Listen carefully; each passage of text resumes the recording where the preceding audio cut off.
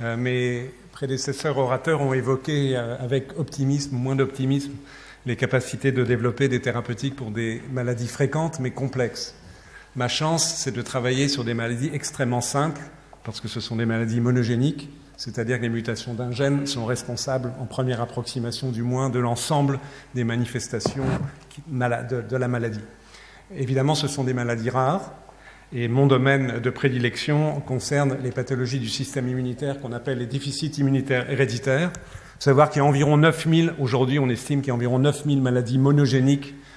qui sont susceptibles de provoquer des altérations de telle ou telle partie de notre corps. Donc parmi ces 9000, aujourd'hui, on a identifié 270 maladies qui concernent le système immunitaire. Vous avez un ordre de grandeur d'incidence. Ce sont des pathologies extrêmement sévères en moyenne et qui sont responsables de prédispositions aux infections, de pathologies auto-immunes, de pathologies cancéreuses, et qui sont autant de modèles, à vrai dire, pour étudier ces phénomènes immunopathologiques au sens large du terme. La prétention que je voudrais défendre, c'est d'une part le fait que de temps en temps, l'étude de ces maladies permet de comprendre des aspects importants de la physiologie du système immunitaire, et cela peut être évidemment déplacé dans l'étude de maladies monogéniques d'autres organes, mais aussi, et ça va être l'objet de mon propos, que les tentatives de thérapeutique de maladies rares, a priori plus simples, puisqu'encore une fois fondées sur un seul mécanisme, peuvent servir de modèle pour d'autres pathologies plus fréquentes, ce que je vais essayer de défendre dans les minutes qui viennent. Sans entrer naturellement dans d'autres détails, parmi ces 270 maladies figurent ici, dans les petits cartons de couleurs variées, des pathologies qui concernent les lymphocytes T. Donc, je ne vais pas vous faire un cours d'immunologie, mais vous savez que les lymphocytes T sont parmi les globules blancs des cellules très importantes de ce qu'on appelle l'immunité adaptative, et vous en allez voir l'illustration dans une seconde, qui est responsable dans la mise en œuvre des réponses immunes adaptées spécifiques d'un antigène. Donc il y a toutes sortes de façons de perturber le développement ou la fonction de ces cellules, et en particulier, je vais me focaliser un instant sur ces pathologies, des maladies extrêmement rares qui sont dues à des défauts complets de développement des lymphocytes T, on appelle en anglais les SCID, Severe Combined Immunodeficiencies, qui ne sont pas compatibles avec la vie au-delà de quelques mois, ce qui est la démonstration de l'importance de ces cellules chez l'homme. Parmi ces différentes formes de SCID ou déficit immunitaire combiné sévère chez l'homme, j'ai choisi d'en illustrer deux pour une raison évidente qui va vous apparaître dans 3 minutes, qui est le fait que ces deux pathologies ont été l'objet, au cours des 15 dernières années, d'approches thérapeutiques par transfert de gènes. Donc vous avez un schéma extrêmement simplifié de ce qu'on appelle l'hématopoïèse, donc de la fabrication ici des globules blancs en haut, des lymphocytes, des polynucléaires, mais aussi par exemple des plaquettes et des globules rouges à partir des cellules souches hématopoïétiques, donc qui par leur capacité d'auto-renouvellement toute notre vie donnent naissance à ces cellules avec une dynamique qui est variée en fonction des cellules. Donc ces deux maladies sont caractérisées, comme vous pouvez le voir, par l'absence des lymphocytes et éventuellement aussi par l'absence d'autres lymphocytes. L'une s'appelle le déficit immunitaire combiné sévère lié à l'X, je vais en dire encore un tout petit mot, dont on sait aujourd'hui, enfin depuis une vingtaine d'années, qu'il est dû au défaut d'une protéine très précise qui joue un rôle dans la signalisation des précurseurs des lymphocytes T pour leur permettre de se différencier. Et l'autre est une maladie métabolique, en fait, du métabolisme des purines. L'adénosine désaminase est une enzyme qui est nécessaire pour détoxifier des substances dont l'accumulation provoque la mort par apoptose des précurseurs des lymphocytes lorsqu'ils s'accumulent. Comme je l'ai dit, ces maladies sont fatales avant l'âge de 1 an. Et avant qu'on connaisse leur mécanisme moléculaire, ce que je viens de vous raconter très brièvement a été connu entre les années 85 et 95, par empirisme et aussi fondé sur la connaissance du système d'histocompatibilité HLA, hommage à Jean Dosset au passage, a été développé en 1968. Le premier à l'avoir fait, c'est un Américain qui s'appelle Bob Good à Minneapolis, qui a eu le premier l'idée et le courage de traiter un enfant qui avait une de ces formes de déficience immunitaire combinée sévère, donc qui n'avait pas de lymphocytes T, par les cellules de la moelle osseuse, donc comprenant les cellules souches d'un frère qui était HLA compatible. C'était le début de l'utilisation du système HLA, et cette aventure absolument extraordinaire, ce résultat obtenu en 1968, et ce malade est toujours en vie 47 ans plus tard, a été le point de départ, et c'est une belle illustration comment le traitement d'une maladie rare peut servir à des maladies plus fréquentes, de la mise en place que chacun connaît aujourd'hui, c'est l'utilisation de l'allogreffe des cellules souches hématopoïétiques pour traiter certes des maladies génétiques du système hématopoïétique, mais surtout un très grand nombre de maladies malignes, en particulier de leucémie dans des formes sévères.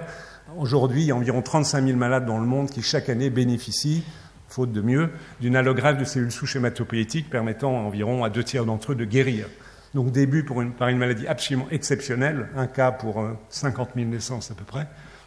qui a permis d'aboutir à des résultats absolument considérables au cours de ces 40 dernières années en médecine et en hématologie. Mais ce système a des limites, et sa limite est liée au fait que tous les patients ne disposent pas d'un donneur HLA compatible qui limite les risques de maladies sévères, ce qu'on appelle la réaction du greffon contre l'autre en particulier, lorsque donneur et receveur ne partagent pas les mêmes antigènes HLA. Et c'est la majorité des patients qui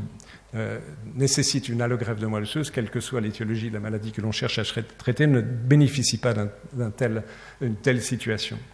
Donc, dans ce contexte, en tous les cas des maladies génétiques, et plus particulièrement, et vous allez voir pourquoi dans une seconde, des déficits immunitaires combinés sévères, c'est posé à partir de la connaissance de ces maladies, dans la fin des années 90, l'hypothèse d'une thérapeutique alternative, et thérapeutique par les gènes, à partir du moment où on avait identifié les gènes et les mutations des gènes responsables de ces maladies, et a commencé une aventure qui a eu beaucoup, et qui a toujours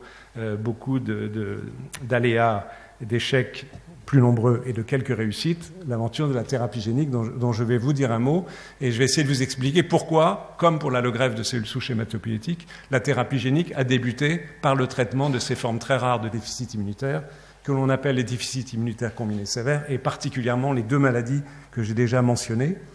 L'idée, elle est née à peu près, c'est probablement le premier papier qui en discute sérieusement, il y a 43 ans, papier de Science en 1972 de M. Ted Friedman, qui est à San Diego, et Richard Roblin, qui était dans un environnement magique de spécialistes de la biologie moléculaire et qui ont compris que potentiellement on pouvait utiliser l'addition d'une copie fonctionnelle d'un gène dans des cellules pour corriger une maladie génétique. Le concept est d'une simplicité extrême, encore fallait-il le formuler et ensuite essayer de le développer. Donc, application possible, avant de revenir à l'application réelle dans le domaine des déficits immunitaires, c'est ce qu'avait évoqué Ted Friedman, apporter une copie fonctionnelle d'un gène correspondant à un gène muté pour guérir une maladie génétique. Dans quelques cas, on peut songer à des stratégies du même type, mais en fonction du type de conséquences de la mutation. Il vaut mieux parfois inhiber l'expression d'un gène, modifier l'expression, voire chercher, j'en dirai un mot à la fin, à corriger carrément la mutation, modifier le gène qui est muté, et puis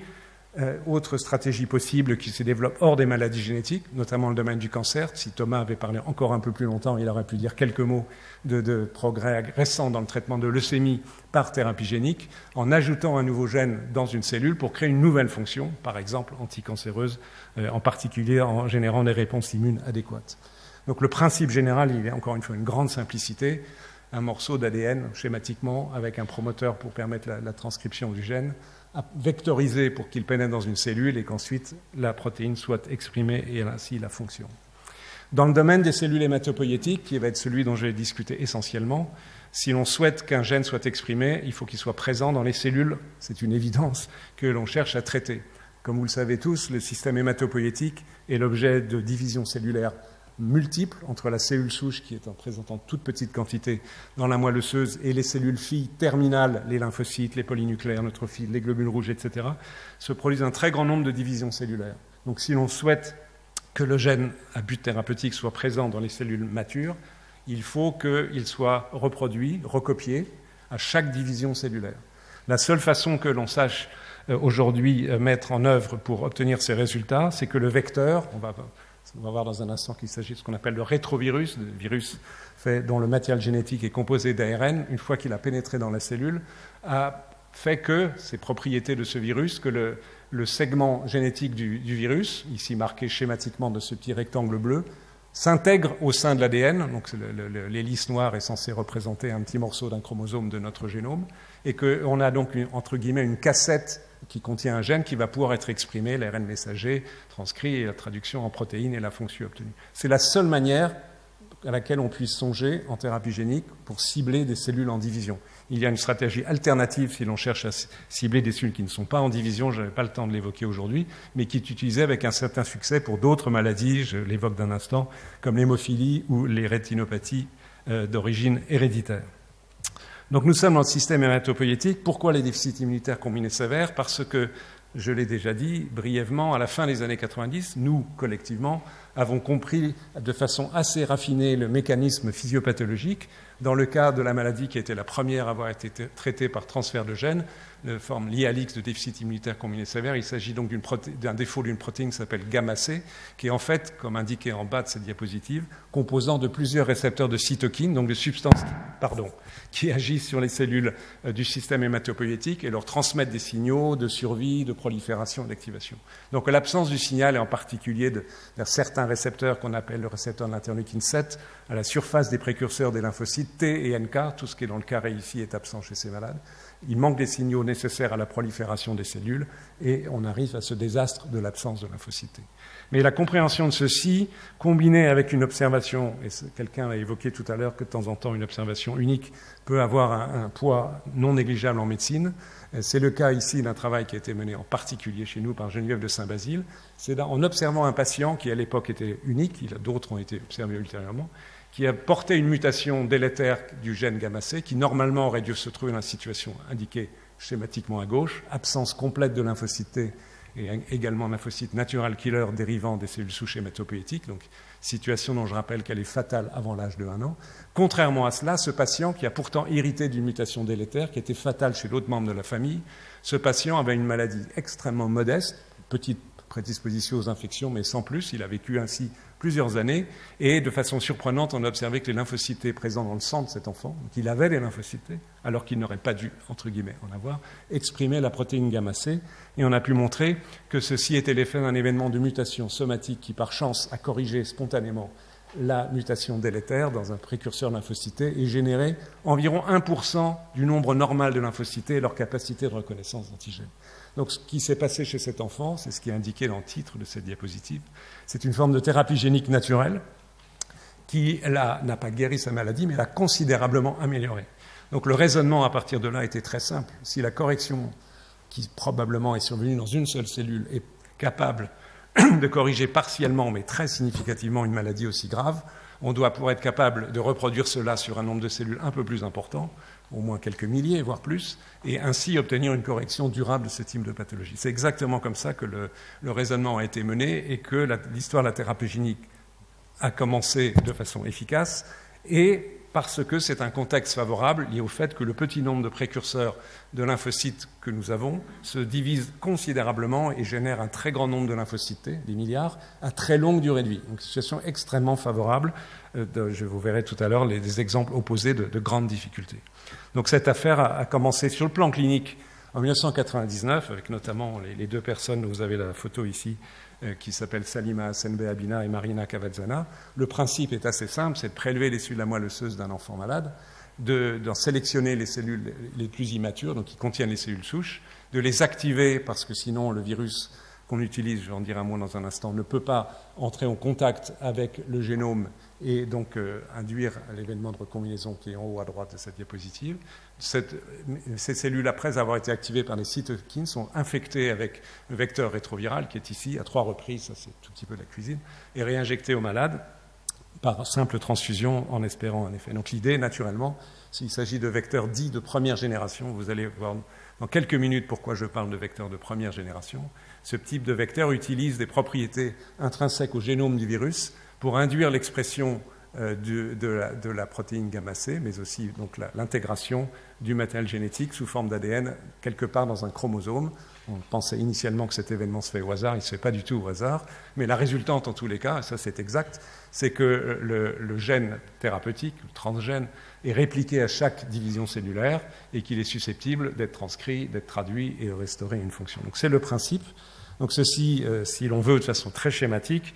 l'objectif était, à partir d'une situation pathologique qui est celle-ci, l'absence de production de lymphocytes T à partir du système hématopoïétique, c'est que la correction de cellules souches, en tous les cas de progéniteurs, permette l'introduction de ce petit rectangle bleu qui est censé représenter le gène thérapeutique, disons, qui code pour la protéine gamma-C, et de restaurer cela. C'est l'idée.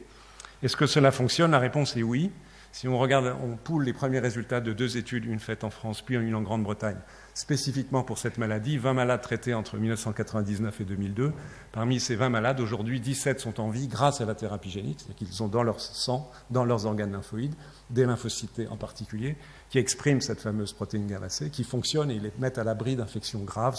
Ces enfants, qui sont aujourd'hui des adolescents, 16 ans de recul pour le premier, vivent une vie absolument normale. Donc la preuve de principe du raisonnement que j'ai évoqué jusqu'à présent est correcte et avec un effet qui est stable au cours du temps. Ceci est très bien, a été reproduit également pour le déficit en adénosine des aminases, sans entrer dans trop de détails. Je trouve que cette maladie, je rappelle qu'il y a une absence de tous les lymphocytes dans cette maladie, peut être traitée par allogreffe de cellules souches hématopoïétiques, mais lorsqu'il n'y a pas un donneur compatible, la situation est à très haut risque d'échec, ou éventuellement, dans ce cas précis, par enzymothérapie en apportant l'enzyme qui est déficiente. Ceci permet, dans une certaine mesure, la survie des malades à un coût extrêmement élevé. Dans une première série d'études faites entre 2002 et 2013, il y a eu 3 études cliniques en Italie, en Grande-Bretagne et aux États-Unis, 42 patients traités et 31 patients sur 42, donc 3/4, sont aujourd'hui en vie sans enzymothérapie, ce qui est le bon critère d'efficacité, avec une médiane qui atteint plus de 7 ans et qui atteint au maximum 14 ans. Donc un nouveau groupe de malades qui ont bénéficié indiscutablement de la thérapie génique, encore une fois fondée sur la même situation d'avantages conférés à des précurseurs de lymphocytes pour se diviser une fois qu'ils expriment le gène non muté. Jusque-là, tout va bien, mais la situation se complique parce que ce qui a été observé dans le cas de la première pathologie, c'est que, et c'est marqué entre autres par ici, un décès dans la phase précoce, enfin phase précoce, ça veut dire dans les 3 premières années après la thérapie génique, c'est la survenue d'effets secondaires graves, de leucémie, donc vraiment graves, inhérents au vecteur, on va voir ça dans un instant, qui a touché un patient sur 4, entraîné un décès et naturellement, de façon extrêmement logique, induit dans la phase 2002, de 2002 à 2005, en fonction des essais, l'interruption des essais cliniques. Donc un coup d'arrêt qui justifie tout à fait le titre, en ce qui me concerne, de la réunion de cet après-midi sur les difficultés du développement de la médecine. Qu'est-ce qui s'est passé chez ces malades? Ce qui a mis du temps à comprendre, c'est le fait que le vecteur, c'est le même schéma que tout à l'heure, s'intègre non pas au hasard, mais près de gènes, et en particulier de gènes transcrits activement dans les précurseurs hématopoïétiques, entre autres de ce qu'on appelle les oncogènes, donc les gènes dont Thomas vient de vous parler, dont le dérèglement est associé à des cancers. Et ce qui s'est passé, c'est que le matériel viral, ça c'est la séquence génétique du virus, mais le matériel viral qui contient ici en E, en l'extrémité, une séquence enhancer qui agit à distance dans le génome, même éventuellement à relative distance, a transactivé de façon pathologique cet oncogène, donc qui est dérégulé, et entraîné un processus cancéreux. Il a fallu quelques années pour comprendre cela, mais ceci est bien compris. Cela a entraîné un certain nombre de réactions, y compris de journaux prestigieux. Il est intéressant, surtout rétrospectivement, sur le coup c'était moins intéressant, je peux vous le dire, de lire ce genre d'éditorial de Nature en 2003, donc c'est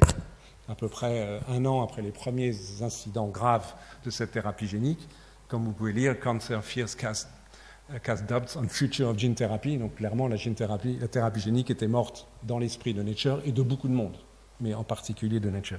Là où les choses sont amusantes et voir qu'il peut y avoir des petits retournements de situation, même dans des journaux très prestigieux, c'est que 6 ans plus tard, le même journal Nature, dans un éditorial, écrit la chose suivante: Gene therapy deserves a fresh chance. Donc en 6 ans, les choses ont changé. Donc ce n'est pas inintéressant de regarder qu'est-ce qui s'est passé entre 2003 et 2009. Donc on a compris le processus qui est réexpliqué ici selon un schéma que j'ai piqué dans une revue d'un des grands acteurs de la thérapie génique actuelle qui travaille à Milan, qui s'appelle Luigi Naldini. Donc c'est le même système. Et on a ici, imaginez que on a une séquence d'ADN qui est un oncogène. Vous avez ici le premier exon et le deuxième exon, et il se trouve que le vecteur s'est intégré dans l'intron entre l'exon 1 et l'exon 2. C'est typiquement ce qu'on observe dans les situations pathologiques. Et ce qui s'est passé, donc, c'est l'enhancer qui est ici, agit sur le promoteur de l'oncogène et induit sa dérégulation, et donc sous l'effet de l'enhancer, une production absolument pathologique de l'oncogène. Comment on peut remédier à cela? La solution la moins compliquée, parce qu'on peut en envisager d'autres, je n'ai pas le temps d'évoquer ici, en fait, c'est de retirer de la séquence du vecteur la séquence enhancer, donc qui est ici en U3. Donc vous avez delta U3, il n'y a plus d'enhancer. Mais s'il n'y a plus d'enhancer, il n'y a plus non plus de transcription, donc ça ne peut pas marcher. Donc il faut ajouter un promoteur, il est ici. Il y a plusieurs types de promoteurs, je vais prendre dans les détails, de telle manière que le transgène qui est là va pouvoir être exprimé. Donc de tels vecteurs ont été générés dans les années entre, disons, 2005 et 2015, que ça continue. On appelle ces vecteurs rétroviraux des vecteurs auto-inactivés, ou en jargon SIN, self-inactivated. auto-inactivés parce qu'ils ont perdu en principe cette activité Lancer, et de nouveaux essais cliniques ont débuté. Et de fait, les résultats sont encourageants. Cette diapositive montre de façon regroupée une série d'études cliniques dans différentes maladies, je n'entre pas dans les détails, et qui montrent la probabilité de développer une leucémie dans une situation où la thérapie génique est un succès. Si elle est un échec, on ne peut rien conclure. Et vous pouvez voir qu'avec les vecteurs dits de première génération dont je vous ai parlé tout à l'heure, incluant donc les patients dont j'ai dit un mot, atteints de déficit immunitaire combiné sévère lié à l'X, la probabilité de développer une leucémie est énorme. Un malade sur deux, si on ajoute d'autres essais qui ont été faits notamment en Allemagne. Donc évidemment un risque totalement inacceptable. Mais vous pouvez voir que sur les 44 patients traités dans différents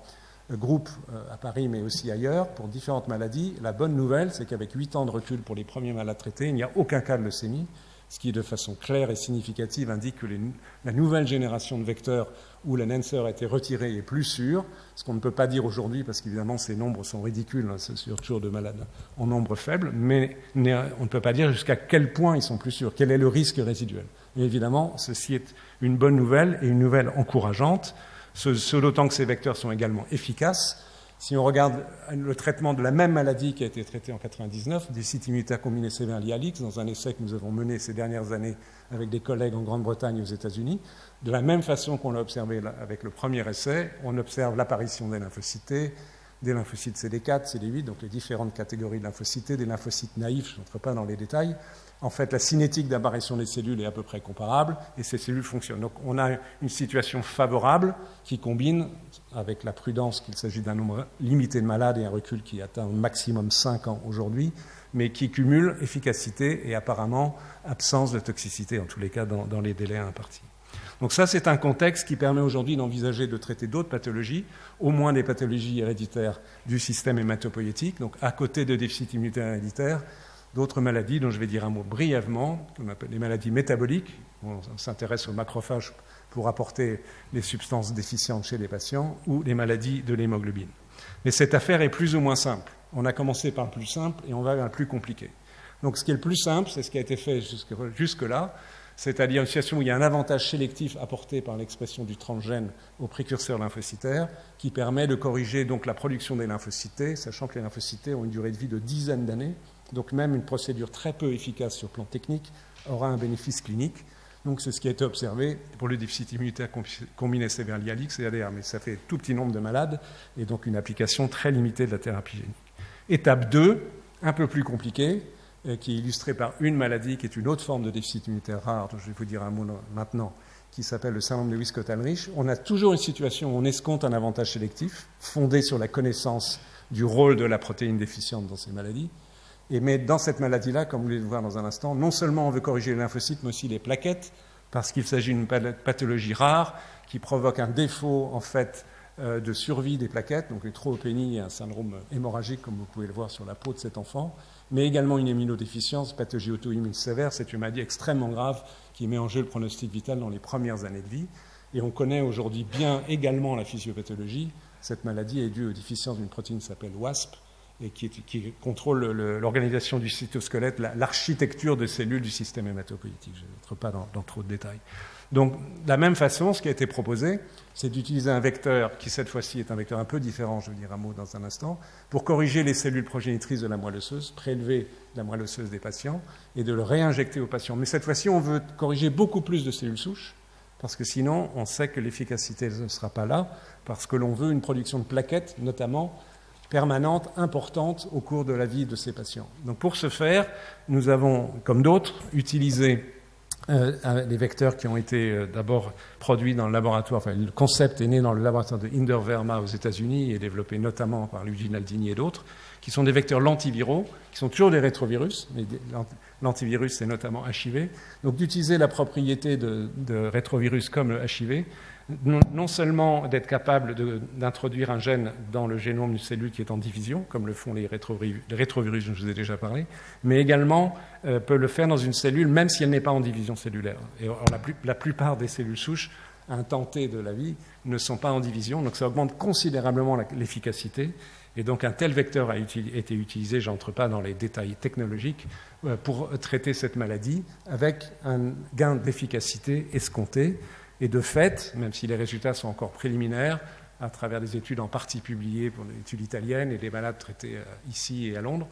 on obtient une correction notable de cette pathologie avec l'apparition dans le sang des enfants d'une très grande majorité de lymphocytes qui expriment la protéine WASP grâce à la présence du gène, et également dans les plaquettes, et le nombre des plaquettes, sans se normaliser tout à fait, se corrige. Donc ceci est très encourageant, même si le nombre des malades est faible, 13, le recul modeste, 1 à 5 ans, mais 5 ans ça commence à compter, médiane 3 ans, et sans toxicité. Donc ceci est encourageant, mais on n'est pas au bout de nos peines si on veut aller plus loin. Si on veut aller plus loin, et envisager une affaire plus compliquée, c'est de traiter des pathologies de la moelle osseuse où il n'y a aucun avantage sélectif, c'est-à-dire que le fait que les cellules expriment le transgène, le gène thérapeutique, ne leur donne aucun avantage. Elles ne vivent pas plus longtemps, elles ne prolifèrent pas plus, contrairement à ce qui était le cas des 2 exemples précédents. Mais c'est le cas de certaines maladies si on souhaite les traiter, et en particulier d'obtenir à partir de cellules souches hématopoïétiques des macrophages productrices d'enzymes qui vont corriger certaines maladies métaboliques. Il y a 2 résultats acquis aujourd'hui, je vais en dire un mot d'un seul, très significatifs dans ce domaine qui sont encourageants. Celui dont je vais dire un mot, c'est le travail qui a été fait à Paris par Nathalie Cartier, Patrick Aubourg et notre groupe concernant une autre maladie génétique rare qui s'appelle l'adrénoleucodystrophie, qui est une maladie héréditaire liée à l'X, qui est une leucodystrophie, c'est-à-dire une démyélinisation progressive du cerveau liée à l'accumulation de certains types d'acides gras. Et on peut apporter la protéine déficience par les macrophages qui migrent dans le système neurologique. Donc ceci a été fait, à nouveau avec l'aide d'un vecteur lentiviral, puisqu'on veut corriger beaucoup de cellules souches. Et les résultats montrent, même si ce n'est pas absolument extraordinaire ici, mais c'était très encourageant, et c'était la première fois qu'un vecteur lentiviral était utilisé. En l'occurrence, ici c'est l'exemple du premier patient traité, que, disons, à peu près 5 ans, ce n'est pas tout à fait 5 ans ici, mais en fait aujourd'hui le recul est de 7 ans. Presque 10% des cellules sanguines, que ce soit des lymphocytes ou des monocytes, c'est des 14, ce sont des monocytes en rouge polynucléaires, expriment la protéine thérapeutique, donc qui montent, et ceci de façon durable. Or, pour qu'un tel résultat soit obtenu, 5 ans plus tard, cela veut dire que les cellules souches continuent régulièrement de produire ces cellules, avec un effet bénéfique partiel, ce n'est pas parfait, mais qui retarde l'apparition de la démyélinisation. Ça, c'est l'image de droite vous montre au cours du temps, chez un malade non traité, la démyélinisation progressive absolument terrible, qui est une maladie terrifiante sur le plan des conséquences. Et vous voyez ici, pour les 2 premiers malades traités, même s'il y a eu une aggravation dans la phase précoce après thérapie génique, une certaine stabilisation, ce n'est pas une normalisation, mais les images comparatives parlent d'elles-mêmes dans le fait, je parle sous le contrôle des spécialistes, en particulier de Patrick Aubourg, que ceci est un progrès qui était encore plus net pour une autre maladie traitée dont je n'ai pas eu le temps de parler, qui est la leucodystrophie métachromatique qui a été traitée en Italie. On peut encore essayer d'aller plus loin en traitant des pathologies qui touchent des cellules qui sont renouvelées en permanence. Dans le système hématopoïétique, il s'agit des polynucléaires neutrophiles. Les polynucléaires neutrophiles sont des cellules qui ont une durée de vie de 48 heures. Donc toutes les 48 heures, tous nos polynucléaires sont renouvelés. Vous savez que les polynucléaires sont très importants dans le contrôle des infections bactériennes ou par les champignons. Et il y a plusieurs maladies génétiques rares où ces cellules sont défectueuses, et on est à l'aube, dans les prochains mois, du traitement de cette maladie par la même technologie. Et pour finir, évoquer une situation encore plus complexe, où au fait qu'on cherche à traiter des cellules et en introduisant un gène qui n'apporte aucun avantage en termes de survie ou de prolifération des cellules, on souhaite que le gène thérapeutique soit exprimé uniquement dans une partie des cellules sanguines, pas toutes. C'est ce que, jusqu'à présent, c'était implicite de mon propos, toutes les cellules étaient corrigées, mais dans le cas, par exemple, ce n'est pas le seul cas, mais maladies à grand enjeu en nombre et en gravité, que sont les hémoglobinopathies, bêta-thalassémie ou drépanocytose, si le gène muté, donc le gène qui code pour la chaîne bêta de l'hémoglobine, si on en mettait partout, entre guillemets, en introduisant l'expression du gène dans tout le système hématopoïétique, on induirait une catastrophe qui serait la mort de toutes les cellules. Donc pour avancer, il faut utiliser des systèmes beaucoup plus compliqués. Et ici, c'est notamment le travail de Philippe Leboulch en France et quelques autres ailleurs dans le monde, où en plus du gène qui est ici, sur le locus physiologique où est présent le gène qui code pour la chaîne bêta d'hémoglobine, il faut en plus de la séquence presque complète du gène, ajouter des séquences voisines, qui sont des séquences de régulation qui contrôlent l'expression de ce gène et permettent, un, qu'il soit exprimé, et deux, qu'il soit exprimé de façon sélective dans les précurseurs des globules rouges. Donc on se retrouve avec des vecteurs beaucoup plus complexes, où non seulement il y a en rouge ici et violet, de façon schématique, le gène qui code pour la chaîne bêta de l'hémoglobine, mais en plus les séquences de contrôle. Tout ceci dans un vecteur lentiviral. Donc des essais ont commencé, il y a eu un travail sur un seul malade, donc c'est extrêmement préliminaire mais assez encourageant, d'un malade traité en 2007, donc il y a 7 ans de recul, 8 ans de recul pratiquement, un malade qui, grâce à une thérapie génique, n'a plus de transfusion de globules rouges, n'a pas une valeur d'hémoglobine normale aux alentours de 9 grammes, mais avec 9 grammes d'hémoglobine, on vit bien, alors qu'avant, il avait besoin de transfusion régulière. C'est ultra préliminaire, mais très encourageant, et actuellement, un grand nombre d'études sont en cours dans le monde pour voir jusqu'à quel point la thérapie génique pourra traiter ces maladies sévères et relativement fréquentes que sont les thalassémies et peut-être la drépanocytose. Pour terminer, juste évoquer brièvement que tout ce que j'ai évoqué passe par, en termes de correction de maladies génétiques, par l'addition d'une copie normale du gène avec un vecteur. On met dans les cellules et on se retrouve avec, c'est simplifié ici, il n'y a qu'un seul des 2 allèles du gène muté, quel qu'il soit, qui est représenté. En rouge, le point rouge, c'est la mutation. Et la situation que l'on génère par toutes ces approches est une approche qui n'est pas physiologique, où il y a en plus, quelque part dans le génome, une séquence normale du gène qui permet d'obtenir le produit. C'est bien, mais clairement, le gène n'est pas sous l'effet d'une régulation physiologique, donc risque de toxicité ou risque d'inefficacité ou d'inefficacité partielle. Est-ce qu'on peut songer à une alternative? La réponse est oui, songer, y réfléchir, y travailler. Pour les maladies héréditaires, c'est en fait de corriger la mutation, donc d'induire un événement de recombinaison. Malheureusement, on ne voit pas très bien ici, il y a des petits traits jaunes qui indiquent qu'on recombine l'ADN génomique de la cellule mutée, d'une cellule souche, avec une séquence normale, de telle manière qu'on génère une copie normale.